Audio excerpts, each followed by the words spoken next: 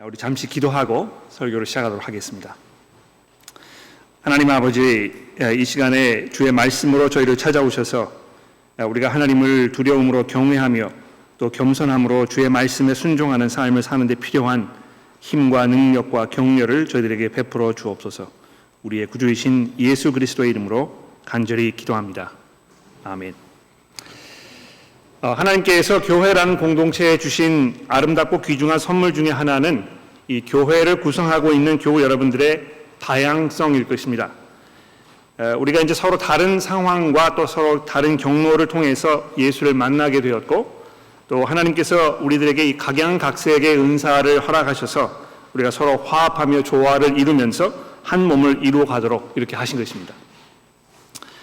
어떤 분들은 일생을 이 교회라는 울타리 우리에서 살아오셨습니다만, 교회를 출석하기 시작한 지 불과 1년 넘지 않으신 분들도 우리 가운데 계시는 것을 제가 보게 되는군요. 매우 이 성숙한 신앙을 가지고 계시는 분도 계시고, 또 태어난 지 얼마 되지 않은 아이처럼 모든 것이 이렇게 새롭게 형성되어 가는 그런 과정을 겪고 계시는 분들도 이 자리에 앉아 계시는 것 같습니다. 이와 같이 우리는 여러 다른 상황과 상태 속에서 각자의 삶을 살고 있습니다만, 우리가 믿는 이 복음의 메시지는 동서고금 이거를 막론하고 모든 사람들에게 동일한 메시지입니다. 그렇지 않습니까? 시대와 지역에 관계없이 이 메시지는 이 세상에 존재했고 또 지금도 존재하고 있으며 앞으로 존재하게 될 모든 사람들에게 한 사람도 예외 없이 우리가 용서를 받지 않으면 안 되는 죄인이라고 이렇게 말씀합니다. 그러니까 이것이 어떤 사람에게는 죄인이라고 이야기하고 어떤 사람에게는 그렇지 않다고 이야기하는 것이 아니고, 모든 사람들에게 일괄적으로 똑같이 우리가 하나님의 용서를 필요로 한다고 말씀하고 있다는 것입니다. 더 나아가서 이 하나님의 용서는 내가 노력으로 용서를 받을 만한 어떤 자격을 갖추게 되었을 때에 내가 얻는 것이 아니고, 내 힘과 내 의지와 내 수고와 내 능력과는 무관하게 오직 전적으로 하나님의 그 관대하시고 너그러우신 사랑으로 우리에게 베풀어주는 선물이라고 이렇게 말씀합니다. 그래서 이 죄인인 내가 하나님께로부터 받을 것이라고는 나의 죄에 대한 하나님의 형벌뿐이었다는 것입니다. 그렇죠? 그러나 예수께서 나를 대신해서 그 형벌을 받으시기 위해 십자가 위에 자기의 목숨을 내어주셨고, 내가 그것을 통해서 하나님에 대해 저지른 모든 이 죄에 대한 죄값이 해결되었다는 것, 이것이 성경이 모든 사람들에게 똑같이 이야기해주는 이 중요한 메시지인 것입니다. 그래서 하나님께서 더 이상 이제 나를 문책하지 아니하시고 더 이상 나를 죄인으로 생각하지 아니하시겠다고 약속하셨기 때문에 실로 이 죄의 용서는 전적으로 하나님의 은혜이며 또 자격 없는 우리에게 거저주시는 선물인 것입니다. 참 생각하면 생각할수록 놀랍고 감격스럽고 또 감사하고 감사한 그런 은혜가 아닐 수 없습니다. 1970년대 말과 이제 80년대 초에 호주 정부가 두 번에 걸쳐서 사면령이라는 것을 발표해가지고 그 당시에 불법으로 호주에 체류하고 있는 모든 사람들에게 영주권을 그저 발급해 주었던 때가 있었습니다. 하나님의 용서가 바로 그런 것이라는 것입니다. 이 호주 정부의 전적인 너그러움으로 인해서 이 호주에 영주할 수 있는 그 자격이 없던 사람들에게 이것이 선물로 주어졌던 것과 마찬가지로 하나님의 나라는, 또 하나님의 나라의 그 시민권은 하나님의 그 주권적인 사면령에 의해서 우리 측에서 보았을 때는 거저 값없이 우리에게 주어진 선물이라는 것입니다. 이 웬 횡재입니까, 이것이? 그렇죠? 물론 하나님께서 친히 그 아들의 목숨으로 그 값을 갚으셨기 때문에 이것이 가능했습니다만, 우리 측에서는 이것이 전적으로 거저 먹는 온전한 선물이었다는 것입니다. 자, 근데 사람이 이 소식을 들었을 때에 그 사람이 거기에 대해서 과연 어떤 반응을 보이는가 하는 것도 이 소식의 내용 못지않게 중요합니다. 우선 그 내용을 충분히 이해하고 정확하게 받아들이는 것이 중요할 것입니다. 신앙생활은 우선적으로 이 복음의 메시지를 정확하고 분명하게 이해하는 것으로부터 시작되기 때문에 그렇습니다. 구원은 이미 우리에게 선물로 주어진 것인데도 불구하고 아직도 그것이 내 수고와 노력에 의해서 자격을 이렇게 땀으로 인해서 얻는 것이라고 오해를 하고 또 내 수고와 노력이 부족해서 자격이 충분히 갖추어져 있지 않다고 생각해서 나를 계속해서 자책하거나 또는 불안해하면서 구원의 확신을 갖지 못하시는 분들도 굉장히 많습니다. 혹시 이 자리에도 그 문제로 고민하고 계시는 분들이 앉아 계실지 모르겠어요. 그런 분들이 계시다면 오늘 본문 말씀은 특별히 여러분들에게 하나님께서 하시는 이 귀한 말씀이라고 생각하시고 귀담아 들으셔야 될 거라고 생각합니다. 정확하고 분명한 복음에 대한 그 이해를 통해서 믿음이 시작된 후에 그 믿음이 이제 점차 어떤 모양새를 갖추어 갈 것인가 하는 것도 못지않게 중요합니다. 예수께서 나의 구주이시라고 고백한 지 이미 오랜 시간이 지났는데도 불구하고 아직도 이 믿음이 앞으로 힘차게 달려가지 못하는, 그래서 이 걸음마를 배우는 어린아이처럼 불안정하고 이 불안한 상태를 벗어나지 못하는 그런 분들도 아마 이 자리에 계시지 않을까 생각합니다. 이 믿음 생활 잘 하고 계십니까? 신앙생활 좀 어떠세요? 그저 그렇습니다. 어제나 오늘이나 달라진 것이 없고 작년이나 올해나 달라진 것이 별로 없고 생각해 보니까 10년이 지났는데도 계속 제자리를 걷고 있네요. 이렇게 겸손해서 말씀을 하시는 것인지 아니면 마음이 강팍하셔서 이렇게 말씀하시는 것인지 잘 모르겠습니다만 그럴 수 있다는 것입니다. 왜 그런 상황이 반복되고 진전이 없는지에 대해서 오늘 본문 말씀이 매우 중요한 사실을 우리에게 가르쳐주고 있기 때문에 혹시 여러분들 가운데 내가 그런 상황 속에 있다고 생각되시는 분들이 계시다면 오늘 이 본문 말씀을 더욱 귀담아 들으셔야 될 것입니다. 자, 그럼 이제부터 우리 본문 말씀을 자세히 한번 살펴보도록 하겠습니다. 14절 말씀을 볼까요? 내 형제들아, 만일 사람이 믿음이 있노라 하고 행함이 없으면 무슨 유익이 있으리요? 믿음이 능히 그 자기를 구원하겠느냐? 만일 형제나 자매가 헐벗고 일용할 양식이 없는데 너희 중에 누구든지 그에게 이르되 평안히 가라, 덥게 하라, 배부르게 하라 하며 그 몸에 쓸 것을 주지 아니하면 무슨 유익이 있으리요? 이와 같이 행함이 없는 믿음은 그 자체가 죽은 것이니라. 자, 여기 보신 바와 같이요, 야고보 사도는 지금 행함이 없는 믿음에 대해서 그것이 얼마나 쓸모없는 것인가에 대해서 지금 말씀하고 있는 것입니다. 여러분 이미 그 1장 22절 이하에서 야고보 사도가 우리가 하나님의 말씀을 온유한 마음으로 받아야 될 것에 대해서 말씀하면서 온유함으로 하나님의 말씀을 받는다는 것은 그 말씀을 듣고 행하는 것이며 그렇지 못하고 듣기만 하고 행함이 없는 사람은 자기를 속이는 사람이라 이렇게 이미 말씀하지 않았습니까?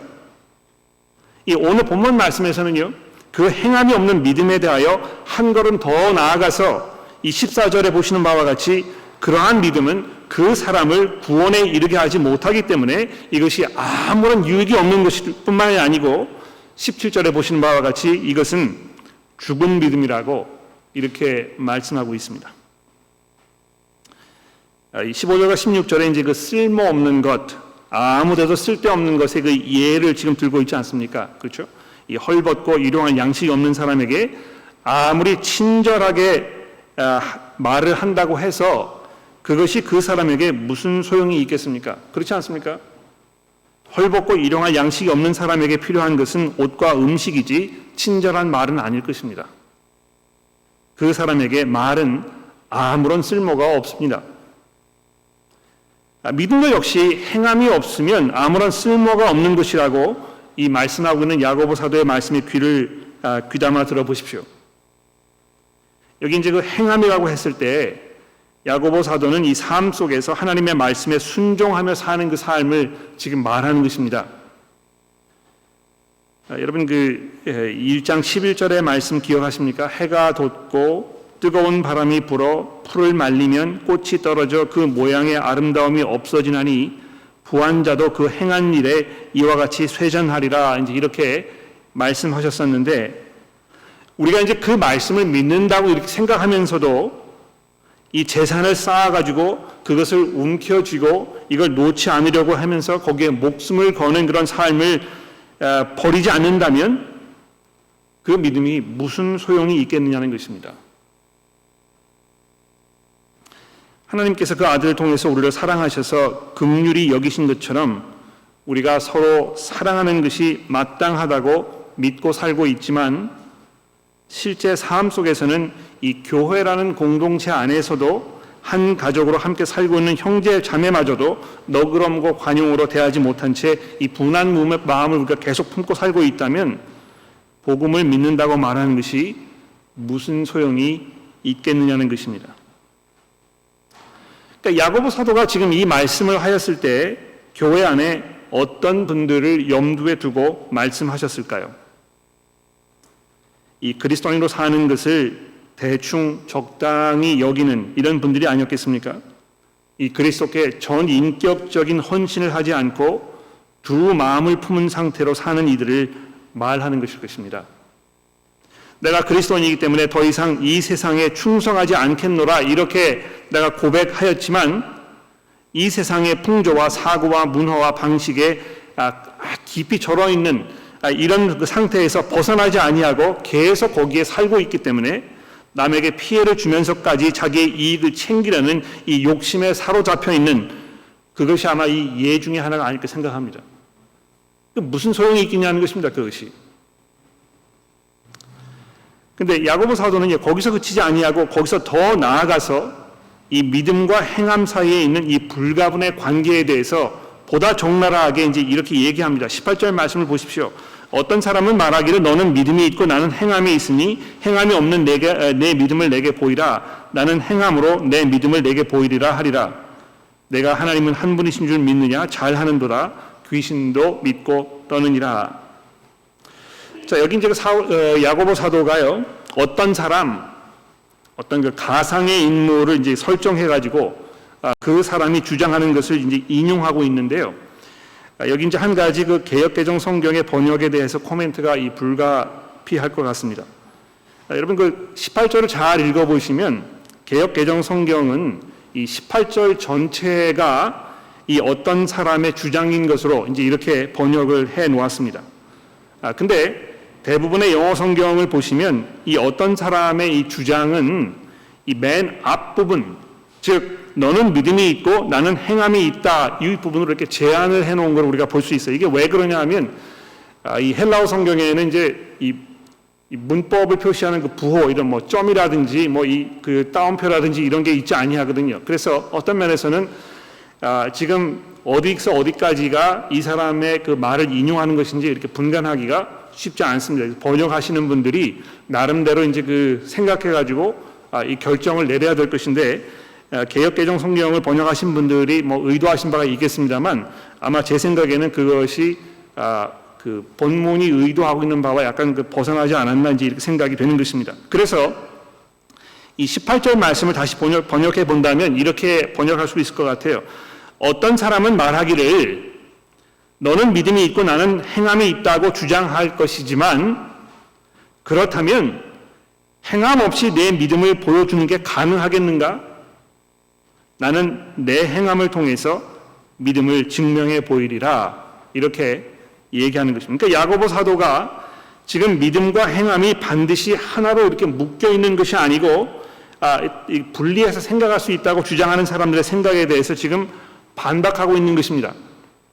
믿음이라는 것을 너무 심각하게 받아들여가지고 거기에 너무 이렇게 몰두해서 마치 광신자와 같은 그런 모습으로 살 필요는 없다고 생각하시는 분들이 있을지 모르겠는데요. 그런 분들에게 지금 야고보 사도가 말씀하고 있는 것입니다. 제가 결혼의 문제를 한 가지 예로 들어볼까요? 성경은 우리에게 믿지 않는 사람하고 결혼하지 말라고 분명히 말씀하고 있습니다. 그러니까 여러분 여기에 결혼하지 않은 상태에 계시는 분들 계십니까? 나중에 그 하나님의 보좌 앞에 가셔서 그 여러분의 어떤 결정이나 이런 걸 설명하셨을 때 혹시 믿지 않는 사람과 결혼하시게 되었다면 제가 그렇게 성경이 이야기하는지 몰랐습니다. 이렇게 이제 변명하지 마십시오. 제가 분명히 말씀드렸기 때문에 아직 결혼하는 결정 내리지 않으셨으면 반드시 믿는 사람과 결혼하십시오. 그것이 얼마나 우리 삶 속에 치명적인 그 타격을 가져다 줄 수 있는 것인지에 대해서 성경이 아주 분명하게 경고하고 있다는 것입니다. 근데 그 경고를 그다지 심각하게 받아들이지 않으시는 성도들이 종종 있거든요. 그러니까 그리스도인으로 예수께 전적인 헌신을 약속했는데도 불구하고 사랑이 우선이고 또 자식 시집 장가 보내는 것이 우선이라고 생각하시고 계신다면 분명히 믿음과 행함을 분리시켜서 생각하는 것입니다. 믿음은 믿음이고 사는 것은 사는 것이다. 이게 이렇게 두 개 서로 밀접하게 연관시킬 필요가 있지만 경우에 따라서는 이거 분리시켜서 생각할 수도 있다. 이렇게 생각하게 되는 것입니다. 그래서 이 믿음 생활을 잘 한다는 것은 기본적으로 찬송과 기도를 열정적으로 교회에서 부르는 또 드리는 또는 헌금을 많이 하시거나 교회 여러 그 봉사의 기회가 있었을 때 가장 먼저 앞장서서 참여하는 것으로 이렇게 여기는 것입니다. 야, 그러면 참 이분 신앙이 깊고 또 굉장히 성숙한 분이구나. 이제 이렇게 우리가 착각을 할 수 있을지 모르겠는데요. 교회 문을 나서는 그 순간부터 이 세상의 방식을 또 내 죄성으로부터 나오는 이 악한 생각과 욕심을 아무런 꺼리낌 없이 따라가며 살 때에 이미 이 믿음이라는 것이 행함과 철저하게 분리되어 있다는 것을 우리가 볼 수 있는 것입니다. 여러분, 특별히 19절의 말씀이 믿음에 대하여 매우 중요한 사실 한 가지를 우리에게 말씀해 주고 있습니다. 믿음에서 이 지식이라는 것이 매우 중요하지 않습니까? 그렇죠? 그러나 지식이 전부는 아니라는 것입니다. 귀신들도 하나님에 대한 바른 지식을 가지고 있다는 것이죠. 그렇죠? 이 놀랍지 않습니까? 그들이 하나님에 대해서 모르기 때문에 이렇게 하는 것이 아니고요. 하나님을 알고 있는데도 불구하고 그 하나님을 미워하고 증오하며 공포심에 사로잡혀 있을 뿐 하나님께 감사와 찬송으로 회개와 순종으로는 나아가지 않는 것입니다. 즉 그 말씀에 행함이 없다는 것입니다. 행함이 없는 믿음을 가지고 있는 것이 귀신들과 별반 다를 바가 없다고까지 설명한 것도 충분하지가 않아서 여러분 그 20절부터 야고보 사도가 어떻게 추가 설명을 더 하고 있는지 보십시오. 아, 허탄한 사람아, 행함이 없는 믿음이 헛것인 줄을 알고자 하느냐? 우리 조상 아브라함이 그 아들 이삭을 제단에 바칠 때에 행함으로 의롭다 하심을 받은 것이 아니냐? 내가 보거니와 믿음이 그의 행함과 함께 일하고 행함으로 믿음이 온전하게 되었느니라. 이에 성경에 이른바 아브라함이 하나님을 믿으니 이것을 의로 여기셨다는 말씀이 이루어졌고 그는 하나님의 벗이라 칭함을 받았나니 이로 보건대 사람이 행함으로 의롭다 하심을 받고 믿음으로만은 아니니라. 자, 여기 이 아브라함의 예를 잘 이해하는 것이 얼마나 중요한지 우리 잠시 한번 생각해 보십시오. 야고보 사도가 아브라함의 예를 통해서 강조하려고 하는 것은 이 22절의 말씀입니다.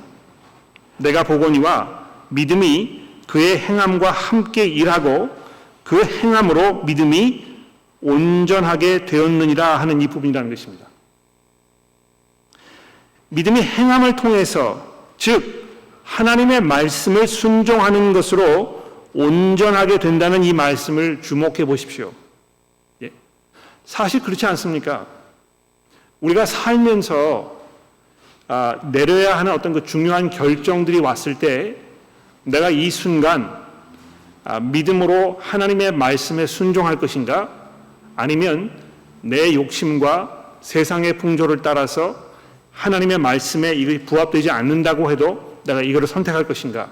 이 기로에 이제 서게 되지 않습니까? 그렇죠? 또 경우에 따라서 많은 지혜가 필요하고 그래서 우리가 고민하고 기도하면서 하나님의 뜻을 간구하고 성도들에게 물어보기도 하고 그래서 고민하면서 뭐 어떤 길을 선택해야 될 것인가 이렇게 이제 고민하게 되는데 그 순간에 내가 하나님의 말씀을 순종해야 되겠다. 그런 결정을 내렸을 때 그리고 그 결정을 따라 살았을 때 분명히 그것을 통해서 우리의 믿음이 성숙해지는 것입니다. 아마 여러분들이 삶을 통하여 그런 경험들을 수도 없이 하셨을 거예요. 물론 그렇게 하지 아니하고 어떤 그 일시적인 만족 또는 그 성취감 이런 거를 누리기 위해서 하나님의 말씀에 이 부합되지 아니하는 결정을 내렸을 때 일시적인 어떤 만족, 행복, 뭐 성취감 이런 걸 내가 느낄 수 있을지 모르겠습니다만 그것이 결국에는 우리의 영혼을 망가뜨리고 결국에는 우리의 믿음을 죽여버리는 이런 결과를 가져오지 않습니까? 아브라함이 오늘 아침에 목사님께서 읽어주신 창세기 그 15장에 보면 하나님께서 너로 하여금 큰 민족을 이루겠다 하셨던 그 약속을 아브라함이 듣고 그것을 믿었다. 하나님의 약속을 의지하였다. 그리고 하나님께서 그것을 그에게 의로 여기셨다. 이렇게 얘기하고 있습니다. 그러니까 놀랍죠. 이 하나님께서 아브라함이 얼마나 선하게 살았는지, 아브라함이 얼마나 하나님을 열심히 섬겼는지 이런 것에 대하여 관심을 보이지 아니하시고요. 정말 중요했던 것은 정말 말도 되지 않는 것 같은 우리의 지성으로는 이성으로는 이 용납될 것 같지 아니하는 그런 하나님의 약속을 그가 듣고 알겠습니다. 하나님. 제가 그러면 그렇게 알고 있겠습니다. 하나님께서 그 약속을 실행해 주실 것이라고 제가 믿고 기다리고 있겠습니다. 이렇게 마음을 먹었다는 것입니다. 그런데 하나님께서 바로 그것을 보시고 그를 의롭다고 인정하셨다는 것입니다. 그 순간부터 하나님께서 아브라함과 이 새로운 관계 속에 들어가셨다고 얘기할 수 있을 것 같아요. 물론 그보다 훨씬 앞서 12장에서 하나님께서 이미 아브라함을 부르셨을 때 아브라함과 아주 특별한 관계를 맺기로 작정을 하셨습니다만 이 15장에 넘어가면서 그 하나님의 마음이 이 계약이라는 방법을 통하여 보다 구체화된 것입니다. 그래서 그 순간부터 이제 흔들 수 없는 어떤 하나님과 이 아브라함 사이의 관계가 이제 정립이 된 것이죠. 하나님께서 그를 의롭다고 여기셨다는 것입니다. 그런데 거기에서 끝났으면 아브라함이 그냥 자기 마음대로 살고 생각하고 이걸 잊어버리고 그냥 이렇게 살았을지 모르겠어요. 그러나 우리가 야고보서 1장에서 읽는 것처럼 종종 시련이 우리의 믿음을 연단하고 그래서 이것이 성숙하게 되지 않습니까? 하나님께서 이 이삭을 제물로 바치는 그 사건을 통하여 아브라함의 믿음이 이 성숙의 자리로 나아가도록 인도하셨다는 것입니다. 그러니까 우리가 성경을 읽을 때는 좀 이렇게 오해하는 부분이 있어요. 야, 이거 하나님께서 좀 마음에 불안하셔가지고 내가 이 아브라함이랑 계약을 맺었는데 아브라함이 이 계약을 끝까지 지킬 수 있을까 없을까? 한번 시험을 해봐야 되겠다. 이 말씀, 내 이 명령을 지키는지 안 지키는지 내가 분간할 수가 없어가지고 한번 그 마음을 떠봐야 되겠다. 이렇게 해서 아브라함을 이 곤경에 빠뜨리신 것처럼 이렇게 생각하실 수 있습니다. 그런데 그런 것이 아니고요. 이미 하나님께서 주권적인 방법으로 아브라함을 부르셔서 아브라함의 그 앞날을 책임지지 않으셨습니까?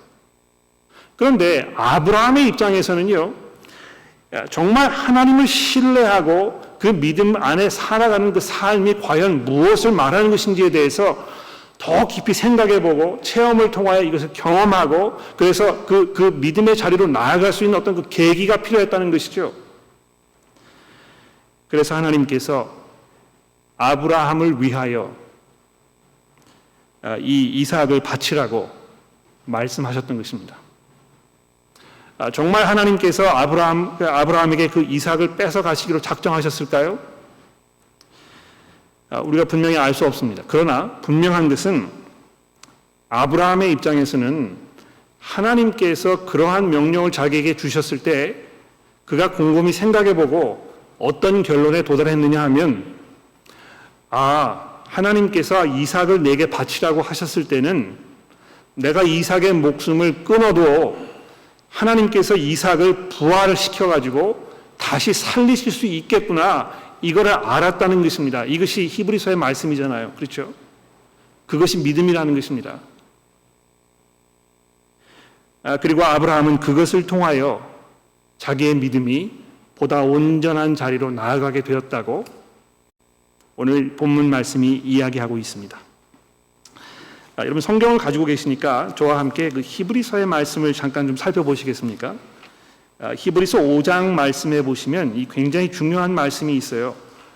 예수님에 대하여 이제 말씀하면서 히브리서 5장 7절의 말씀입니다. 히브리서 5장 7절입니다. 그는 육체에 계실 때에 자기를 죽음에서 능히 구원하실 이에게 심한 통곡과 눈물과 간구와 소원을 올렸고 이렇게 되어 있습니다. 그렇죠? 예수께서 얼마나 하나님 앞에 가능하다면 이 잔이 내게서 지나가게 해달라고 하나님 앞에 간구하였습니까? 소원을 올렸고 그의 경건하심으로 말미암아 들으심을 얻었느니라. 즉 하나님께서 그 예수 그리스도 그분의 그 간절한 기도를 들으셨다는 것이죠. 그렇죠? 그런데 어떻게 되어 있습니까? 그가 아들이시면서도 받으신 고난으로 순종함을 배워 어떻게 되었다고요? 온전하게 되셨은즉 자기에게 순종하는 모든 자에게 영원한 구원의 근원이 되셨다 이렇게 얘기합니다. 이 어떤 면에서 예수께서 이 순종을 배우시고 그걸 통해서 온전하게 되신 것입니까? 이 어느 시점에선가 예수께서 하나님 아버지에게 순종하지 않았기 때문에 또 그런 마음이 없었기 때문에 하나님께서 그것을 가르치시기 위해 이렇게 하셨다는 걸 말하는 것입니까? 그렇지 않습니다. 그렇게 했으면 아마 예수께서 우리의 구원자가 되실 수 없었을 것입니다. 그러나 끝까지 순종하셨던 그 분께서 실제로 그 순종이 얼마만큼의 대가를 요구하는 순종인가에 대해서 배우게 되셨다는 것입니다. 이 십자가에 돌아가심으로 인하여 거기에서 하나님의 진노를 온 머릿속에 다 뒤집어 쓰심으로 말미암아 하나님의 약속을 믿고 순종하는 것이 얼마나 어려운 일인가. 그러나 그 후에 얼마나 놀라운 하나님의 은혜가 따를 것인가에 대해서 예수께서 몸소 체험을 통하여 알게 되셨다는 것입니다. 여러분도 저도 그렇지 않습니까? 이거 내가 여기 하나님의 말씀에 순종할 것인가 말 것인가. 이렇게 하게 되면 일시적으로 내가 경제적 손해를 좀 볼 것 같은데, 이렇게 하게 되면 내가 세상 사람들에게 좀 뒤질 것 같은데, 이렇게 하게 되면 내 생활이 좀 너무 수고스럽고 또 내가 더 많이 노력해야 될 것 같은데, 이렇게 해가지고는 내가 세상 사람들이 생각하는 행복을 누릴 수 없을 것 같은데 이거 해야 될까 말아야 될까 고민하게 되지 않습니까? 바로 그 순간에 우리의 믿음이 자라갈 수 있는 그 기회가 찾아온 것입니다. 우리가 그 순간 이 대가를 치러야 하는 그 순간에 왔을 때에 우리가 하나님의 말씀에 순종하게 되면 그것을 통하여 우리의 믿음이 자라게 된다는 것이죠. 결론을 좀 지어보도록 하겠습니다. 오늘 이 본문 말씀을 우리가 읽으면서 내 믿음을 조금 점검해보는 그런 시간이 필요하지 않을까 생각을 합니다. 내 믿음은 지금 어느 상태에 와 있는가? 아마 첫 번째로 던져봐야 할 질문은 이거 내가 지금 내 스스로를 속이고 있는 것이 아닌가 고민해 봐야 될 것 같아요. 아마 이거는 모든 분들에게 해당되는 질문은 아닐 수 있습니다. 그러나 혹시 이 자리에서 예수를 믿는다고 하면서 그분께서 내 삶의 주인이라고 내가 고백하면서 실제로 삶 속에서는 그분의 그 주 되심을 인정하지 아니하고 계속 그냥 내 방식대로, 내 고집대로, 내 욕심대로, 나의 못된 습성대로 계속 살아가고 계신다면 그것은 분명히 자기 스스로를 기만하고 속이는 것일 것입니다. 그 믿음이 무슨 소용이 있겠느냐고 야고보 사도가 아주 신랄하게 우리에게 질문하는 이 질문을 여러분 심각하게 고민해 보십시오. 내가 예수 믿는다고 그냥 말만 하고 실제로는 삶 속에서 예수의 말씀에 순종하는 것에 대하여 아무런 관심도 보이지 아니하고 열정도 보이지 않는 모습으로 살아가고 있다면 무슨 소용이 있겠습니까? 두 번째로 이 온전한 믿음에 내가 정말 이르기는 원하지만 거기에 따르는 이 희생과 수고는 원치 않는 것이 아닌지 한번 돌아볼 필요가 있지 않을까 생각합니다. 여러분 아브라함도 그랬고요. 라합도 그랬습니다. 아브라함이 자기의 믿음이 성숙의 자리로 나아가기 위해서는 하나님의 말씀에 순종하여 그 아들을 얼고 매가지고 제단에 올려놓고 칼을 들어서 그의 목숨을 빼앗아 가는 지경에까지 가야 했을 것입니다. 라합도 이렇게 얘기하지 않았습니까? 하나님께서 얼마나 그 놀라운 하나님이신가에 대해서 자기 입으로 고백을 하면서 이렇게 얘기했습니다. 여호수아서 2장 말씀해 보시면은요, 여호와께서 이 땅을 너에게 주신 줄을 내가 아노라.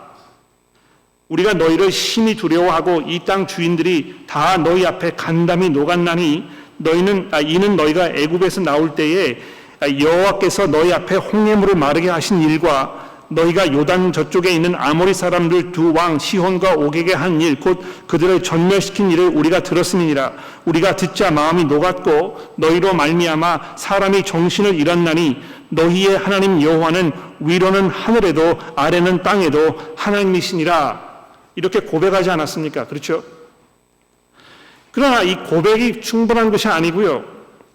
그 고백 때문에 라합은 자기의 목숨을 걸고 이 정탐꾼들을 숨겨주고 도망가도록 길을 터줘야 했던 것입니다.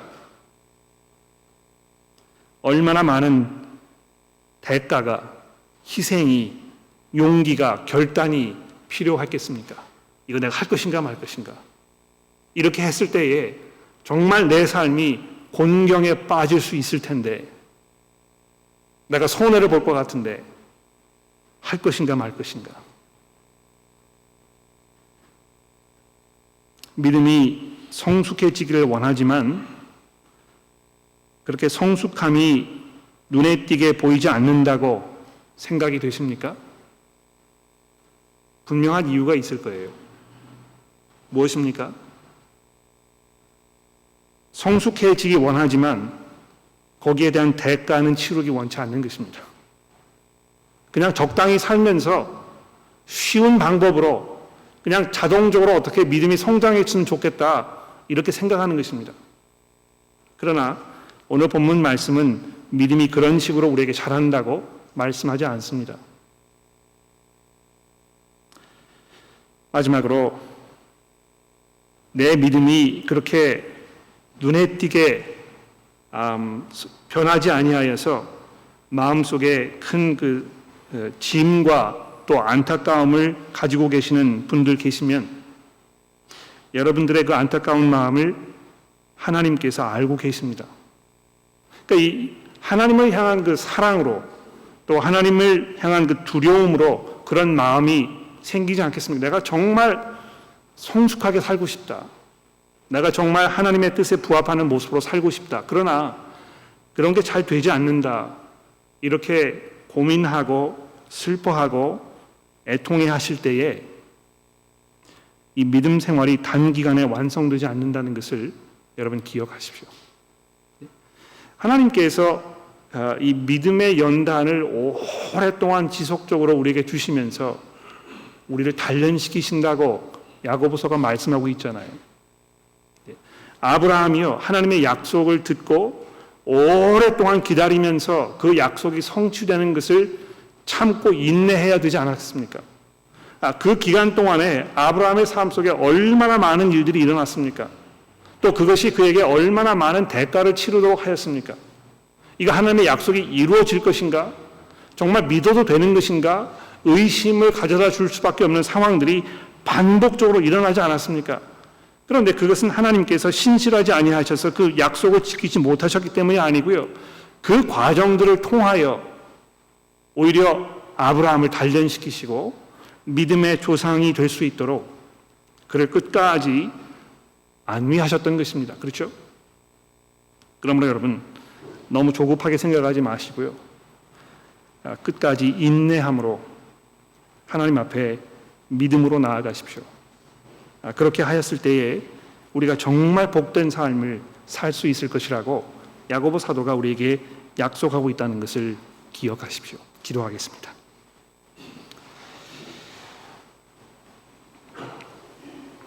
하나님 아버지, 하나님의 말씀이 마치 거울과 같아서 그 거울 속에 우리의 모습을 비추어 보게 된다고 야고보 사도가 말씀합니다.